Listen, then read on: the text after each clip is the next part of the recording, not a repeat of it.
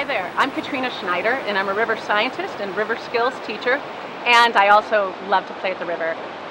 12 years ago, started doing some camps that teach people what we call river literacy, how you can read the water so you can understand where it's awesome places to play, what the river's doing, but also you can find the really safe spots, and you can basically read the water. So I'd love to give for you all the main gist of what we cover in those camps. The areas that that we'll cover here right now are to look, grip, and protect. The first concept of look. We are so blessed here at the Yuba. We have these incredible waters where you can see the bottom, you can see all around you. Incredible visibility, wonderful with a mask and snorkel. But it's super important when you're playing that you're actually looking for other things too. Wherever you are, whatever you're going to do, we all have different choices of what we do at the river. It's super important you scout first.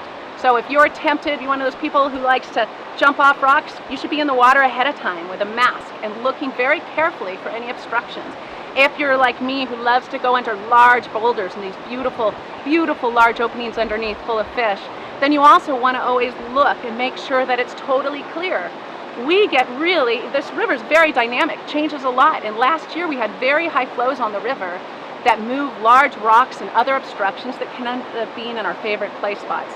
So the best way to look and make sure you can be safe in those spots is looking from downstream up first. That way the current can't pull you into anything, and you can make sure everything's in the clear. Point number 2, grip. Again, beautiful granite rocks here. We love to lay on them. They're so soft, they're so nurturing, they're really wonderful. Guess what? They're also, of course, slippery. So when hopping from rock to rock, it can be quite easy to slip and lose your footing. And you might come into a place that actually has a very large hazard or just simply hurt yourself.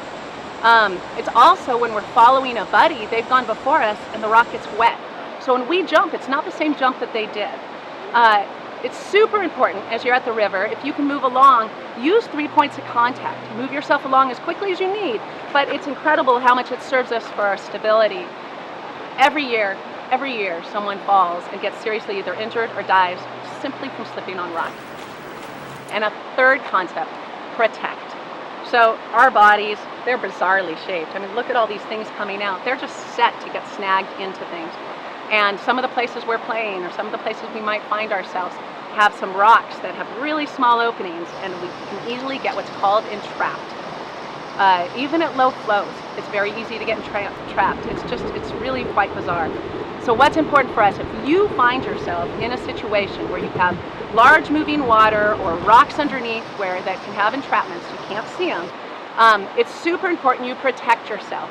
And what I mean by that is if you end up either accidentally or intentionally in one of those spots, ball up, get those limbs in. Don't be shoving those into rocks. Another very important part of protection is protect each other. Some people are pushing themselves to keep up with others and doing things that are not quite in their body. Some people you might see are just doing things that are just plain silly that can harm themselves or harm others. Super important you carry forward to protect each other while at the river. So great, thank you all so much for watching this video and loving and caring for the Yuba. And just remember these concepts next time you go down to the river. Just remember to look, grip, and protect, and enjoy yourself. Have a great time at the river and be safe.